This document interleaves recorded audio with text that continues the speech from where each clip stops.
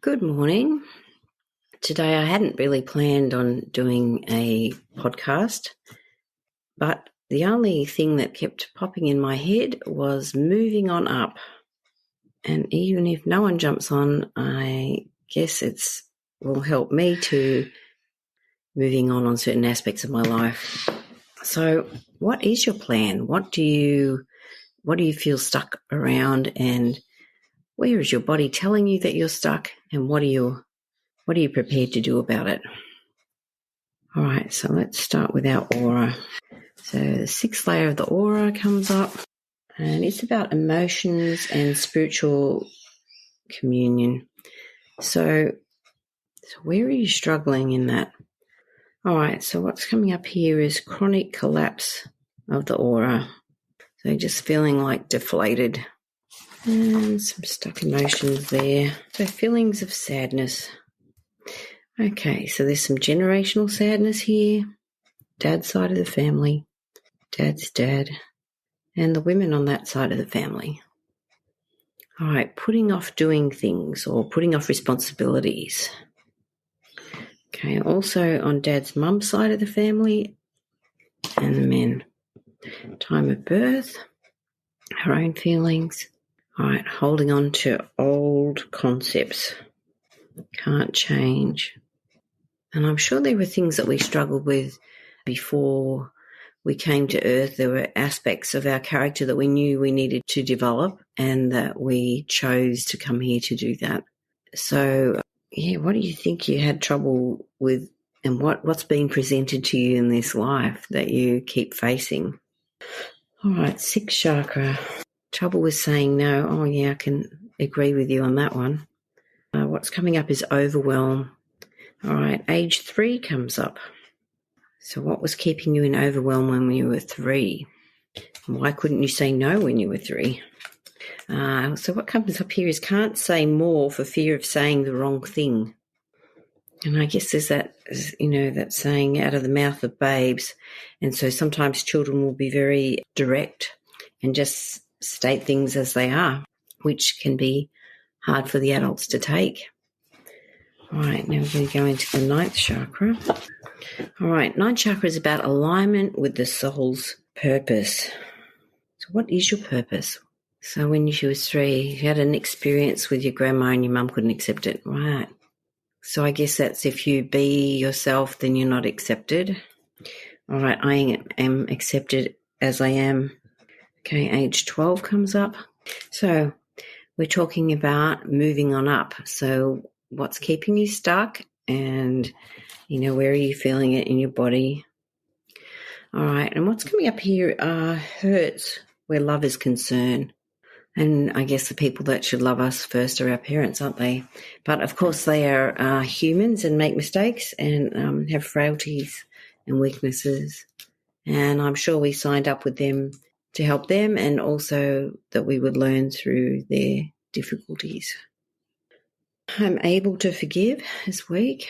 Generational again, mum's side, mum's mum, and the women. All right, there's still some more work hiding here on the sadness. So where's the sadness in your body? So in our lungs, in our neck and throat. Okay, let's say I'm honoured. Age 15, age 20, age 23, age 29, age 34, age 40. All right, still more generational sadness. Dad's side, dad's mum, and the women. Okay, part of our grid is damaged by this, our base grid. So our whole energy system is built on that base grid. And so it can be damaged by emotional experiences, also by physical experiences. We have physical damage, or we can have, accidents or injuries or operations or different things that can cause damage to our base. All right, we can also have sadness, which is coming up here like 2 months in utero. So often when things come up early like that, it can be a vanished twin.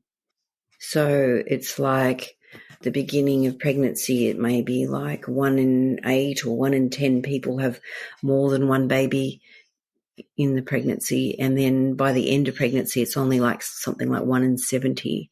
So it's like people have lost their little buddy in utero, and as one psychologist explained, before we even have our brain developed, we have hearing, and so it's like we're able to hear and process things. And this guy described it like, when people have a near-death experience, they often can tell you exactly what happened, even though their brain wasn't functioning and their eyes weren't working, but they could still see exactly what was going on. So it's like that, I think, for us when we're in utero and we lose a twin, then it really is a difficult situation. All right, and we're going to go in the 10th chakra now. This is to do with our solar system. All right, and what's coming up here are addictions. And we can have addictions to sex or to food or to power or even to control or sugar. We can put sugar in there. So what are you addicted to? All right, and what else comes up here is box ticking and to-do lists. And I guess that kind of brings up that not being satisfied or not feeling that you're doing a good job or not happy with what you're doing. All right, a balance of rest and play. Do we have trouble? Yeah, and I think there's a lot of people, and we give ourselves a little bit of leeway, I think, Christmas time, and then it's like learning to reel it back in. And, of course, it's New Year's Eve today for us here in Australia. All right, I'm grateful for my senses through which I experience my journey. And I guess, these addictions are important for us to understand how they feel. It helps us to understand our ancestors, our children, those around us that have addictions. We can understand because we have them as well. And I love this affirmation is, I exist and rejoice. And as one someone sent me one was a song about this side of the grass is better. So, all right. So let's go back into chakra 7. Yeah, I think Christmas time is undoing of us all, isn't it? What else is coming up here is depression. So what gets you down? What do you feel depressed about, or do you not know why you're depressed? Spikenard oil. Spikenard's about gratitude. Okay, so this is from the Essential Emotions book. By opening the soul to acceptance and gratitude, Spikenard assists individuals in seeing the deeper meaning in their lives. It supports them in feeling joy and happiness for other people as well as for themselves. It invites individuals to expand by fully letting go of resistance, anger, and blame. Gratitude is an expression of complete acceptance and abundance. A grateful person is content with what they have. Spikenard teaches individuals to be grateful for their challenges as well as their blessings. It also assists individuals in transcending their sorrows through being grateful for their present life circumstances. Through complete surrender and acceptance, their soul may be brought into peace and harmony. All right, what do you need to accept about yourself that you're struggling to accept? And clove oil can come up here as well. So let's talk a bit about clove oil. Okay, so clove oil is the oil of boundaries. And maybe this is about our personal boundaries with our addictions.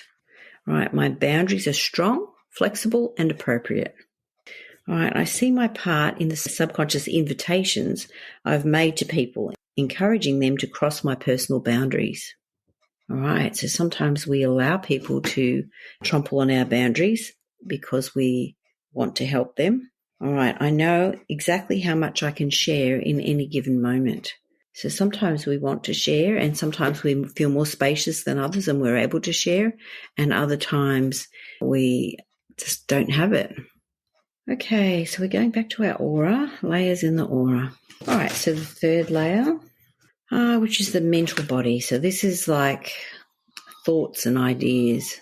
All right, what else are we having trouble with?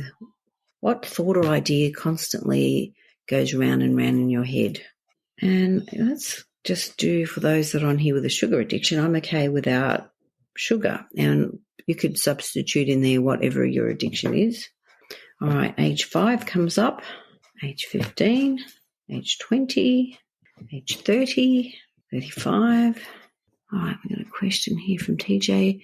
Do aura layers surround our body? How many layers do we have?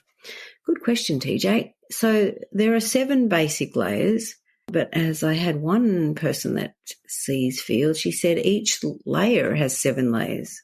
So I guess it's multi-layered, and yes, they do surround our body.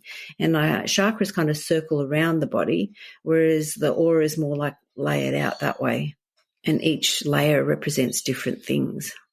All right, also reactions to feelings. So there can be certain feelings that we have that we like, or we can have feelings that we really hate. And even though we hate the feelings, we can keep going there and feel quite addicted to whatever's going on. All right, so time of conception, our own feeling. And I guess, we must have had such excitement before we came to Earth, and knowing that we would have great purpose and that there would be wonderful things that we would, use and do and have and grow from. So now we're going to go into part of our mind. All right, so what comes up now is patience. Are you patient? I think one of the most impatient times of my life is when I was pregnant and towards the end wanting to have everything in order. It's like definitely not patient then. All right, I'm patient with myself when I make mistakes. And I guess we're here to make mistakes, aren't we, really? All right, this has also got a generational component from mum's side of the family, mum's dad, and both men and women. All right, I'm grateful for the patience my family have with me. Mine definitely need patience. All right, and let's go into resilience. And I like the idea of resilience, being able to, this is a description we got in our manual. Resilience is described as an individual's ability to persistently adapt to stress and adversity, to rise up and continue on in the face of extreme difficulty. And I think this year has been definitely a year for growth of resilience, because we've had so much to tolerate and to endure and to adapt to. All right, resilience is a reflection of our strength and resolve to try again. It comes from an inner knowing that trials are lessons in disguise. The trial is often presented to us because we have made a faulty choice and can now make a better one. In every difficult situation, there is a call to choose again. Even when the trial does not come as a direct result of our actions and appears to be random or undeserving, our resilience is a choice to believe it is possible to rise from the ashes. We are more than flesh and bone, and resilience is the inner resolve to disassociate from the mind. Our ego may attempt to limit us by repeatedly presenting facts that prove there is no way out, limiting our vision. The power to connect to our true divine nature is the voice of resilience. All right, and here's an affirmation. I know which voice to listen to. I hear the inner call to try again and dispel the mind's insistent whisperings that there is no way out. My resilience inspires others to never give up. My resilient attitude serves me well. And I guess we need that resilience. If we want to move on up, then we do need that resilience to believe what we can do is okay. All right, time of birth. Dad's resilience and something in his genes from his dad's mum, and the women on that side of the family. All right, so let's go back into the Sixth Chakra. All right, I rely on my internal counsel. And I guess sometimes it's about tuning into your heart. What does your heart tell you? What do you feel about doing something? I accept my spiritual vision. My skills are good enough to assist others. I think oftentimes we, as we're learning a new skill or, I might go and learn a new technique, and in the beginning I feel like overwhelmed, or that I can't do it, or won't be good at it, or will I even be able to do it at all, which I could say I've faced in the last few seminars that I've done. And if I persist, eventually I can do it to some degree, even if I can't do it perfectly. There will still be some help given to whoever I come in contact with. So I guess the same applies to you. What new skills or what things have you learned that perhaps you're a bit scared to have a go at? Can you look past your fears? Can you look past what you struggle with to see how even the little bit that you might do might inspire someone else to have a go themselves? Or even the little thing that you do or say might help you just give someone, a little hand up, or just a little bit of inspiration, or even that one small thing that you can do might make a difference. And I guess it comes back to trusting that we're in God's hands and that we are his hands to do something on earth. And he only uses imperfect people to do those things. So he uses us. And so we often are waiting for perfection or to be good enough at something before we actually have a go at what it is that we're inspired to do. So, if you want to move on up, it's like you have to face the fear of perhaps making a mistake or perhaps doing something imperfectly. And yeah, we're all going to make mistakes, and yes, we're all going to do things imperfectly. But even our imperfection is important.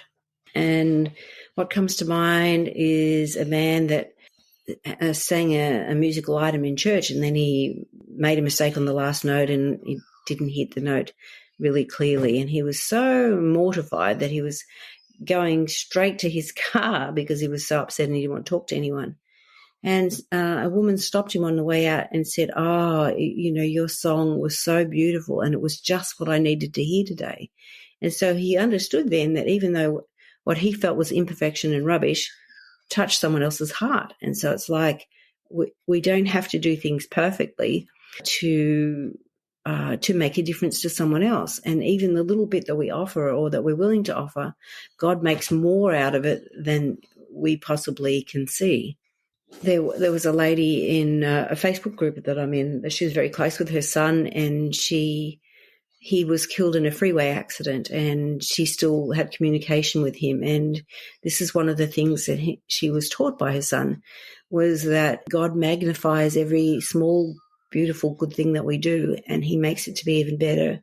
And he was saying, to his mother, even a simple meal that you make, God magnifies it, that it does good with what you do. And so it's like even every little small instant of good that you choose to do or that you feel inspired to do will be magnified.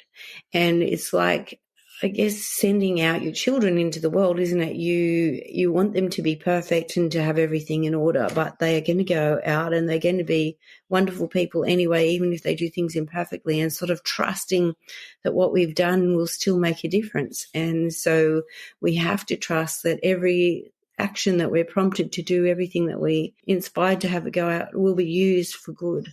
And so you too will be used for good in a good way, and you will always be blessed or benefited by doing that. And if you're inspired to help someone or do something, you need to do it. All right, I am easily speaking my inner voice. And what is your inner voice speaking to you? All right, I gratefully hold on to all the loving memories. And I'm sure for every loving memory, there's about 10 horrible ones. And so, they're the ones we need to write and burn and, let go of, understand the lesson and move on. And this one's probably for me. I am balancing out my time issues. Yeah, that's been always a struggle for me, balancing out my time issues. Probably time delusional. All right. So some stuck emotions. All right. Unable to perceive clearly and correctly. Sometimes we can have experiences in our life where someone will just say one thing or tell us about a book or a story or a piece of music or a movie or some little thing that they will share with us that will touch us and just make such a difference. And we don't understand that we're doing that all the time, that, the things that we say and do to help people are making a difference. And you are inadvertently helping someone else to move on up. And so, but sometimes the hard part is to help ourselves to move on up. Make it a questionation. Why do I so easily move on up? Why do I so easily help myself move on up? All right, and again, time of birth comes up. And I'm sure at birth we are very excited to meet our family and to know if they will love us and accept us as we are. And it must be very frustrating too that when we're born we have no control at all over our body. We can't even lift up our own head. We can't, we have no control at all. And we have to, slowly learn and grow through our experiences. All right, so putting off responsibility. Now, I have to joke about that because I was apparently due on my mum's birthday, which was the 15th of July, and I wasn't born till the 27th. So I obviously was putting off what I needed to do, which I still do. All right, so let's go into our third chakra, which is about our willpower or, what we're going to put into action. All right, it's easy to stay in the present moment. I'm attracting love wherever I go. I'm noticing my inner feelings. So what are your inner feelings? What are you noticing? What are you trying to ignore? All right, my actions are in alignment with my desires. And I guess my desire is to be healthier and be my ideal weight and to be strong and fit. But when I have my sugar addiction in play, then I'm doing the things against myself because I'm not working on my health. I'm not working on my inflammation levels. I'm not working on, control and being the best person that I can be. I'm doing things on time. New doors are opening for me all the time. All right, back into the brow chakra. I'm safe to share my intuition. And sometimes other people aren't ready to hear what we intuitively feel for that person. And, it can be quite a quandary because we know something that needs to be shared. So we may need to ponder or meditate on the right timing of explaining that or speaking about that. What else comes up is feeling cynical. And sometimes we can be cynical about change, or we can be cynical about our ability to achieve, or we can't believe that we can, move past a problem. And yet if we think about it, we have moved past many problems in the past, and there are things that have changed that we didn't think were possible to change, but have changed. All right, and what else is coming up here is feeling like I am a burden. All right. TJ said here, yes, sugar has a way of taking over my life. It opens the door to lower self-esteem and disgust with myself because I seem to want more and more of it. So if I just stay away, I do so much better. She said, sugar is deceptive. It seems so sweet and wonderful, but it turns out to be demanding.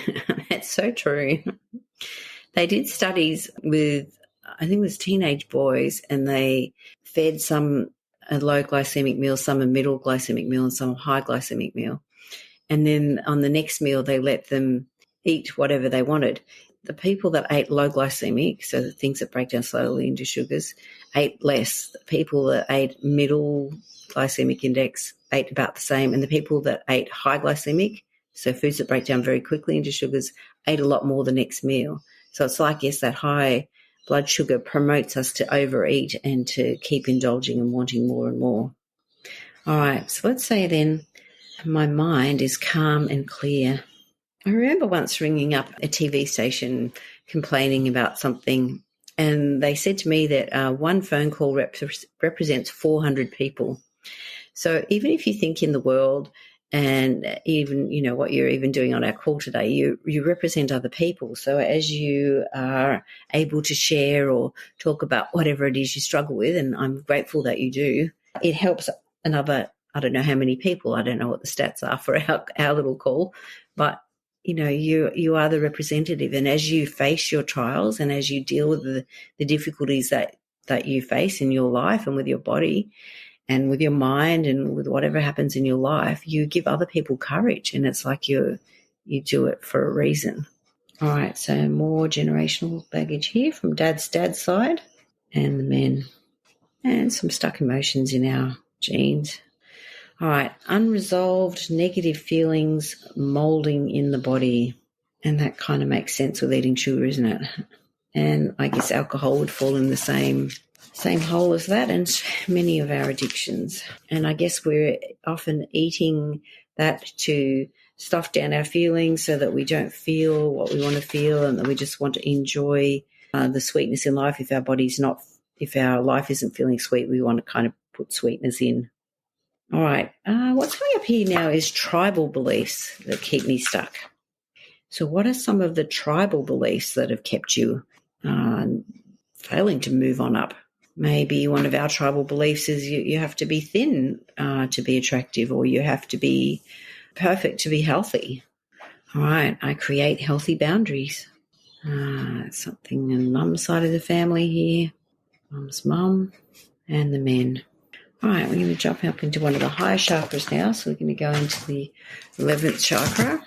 So this is to do with what they call the Akashic records. So I guess we could call it the book of life, that all our life that's stored within our energy field, every thought, every action, word, everything is encoded non-physically. Oh, TJ, tribal belief celebrations include non-nutritional food. Yes, so true. And I guess it's learning to be clever enough to make food that is beautiful and healthy. Like I think of my friend Sophia Miliotis.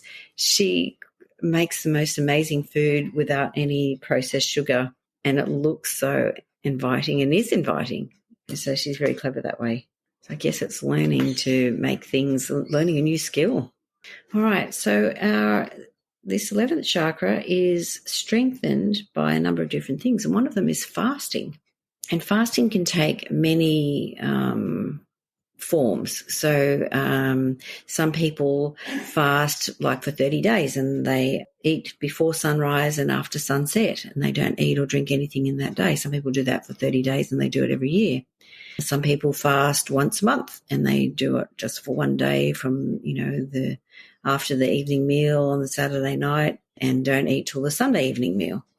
And, pray and meditate on different aspects of their life that they need to change. Some people do intermittent fasting where they may fast, I try and fast till lunch. One of my sons is very fit and healthy, and he trains early in the morning and has breakfast, and he'll have lunch, and then he'll do all his eating by 3:30, and then he doesn't eat again until after his training the next day. And so intermittent fasting can be very good that way. Some people just fast like 2 days a week, totally without food. Some people do longer fasts. So there's all different aspects of fasting that can be very beneficial to our health. When we fast, it makes our body burn our own fat and burn the excesses that we have within our body, and also to detoxify. So it can be very helpful to do that. And an oil comes up here as well, as cardamom, which is the oil of objectivity. All right, I feel compassion and spaciousness when dealing with others and recognize that we are all imperfect. Isn't that true? All right, I stand up and take control of my situation and myself. And I think going on addictions today and moving on up, that's what we have to do. I feel peaceful, calm, and in control of myself, more able to assimilate the world as it is. And we know in the days that we've eaten better, we've had enough rest, we're doing our exercise, when we're doing all the things, we've got all our ducks in a row, we are more spacious, we are more resilient, we are more kind and gentle with ourselves when we're in that mode. So I guess being New Year's Eve, if you're a person that likes to set goals, maybe it's a time to evaluate what you would like to do differently this year. What holes are you going to walk around? What things are going to inspire you to live life a little differently? What's the one thing you always wanted to do that you haven't given yourself permission to do that you're going to, say, I'm going to have a go. And even if I don't do it brilliantly, I'm going to have a go. And even if it just brings me joy and no one else, that's wonderful. I wish you a happy new year in advance. I hope that you can make 2021 a wonderful year. No matter what happens in the world, you can still be you, and you can still be the best of who you are, and you can shine your light, because other people certainly do need you to shine in these difficult times. Thank you for those that jumped on the call, even without notice. See ya.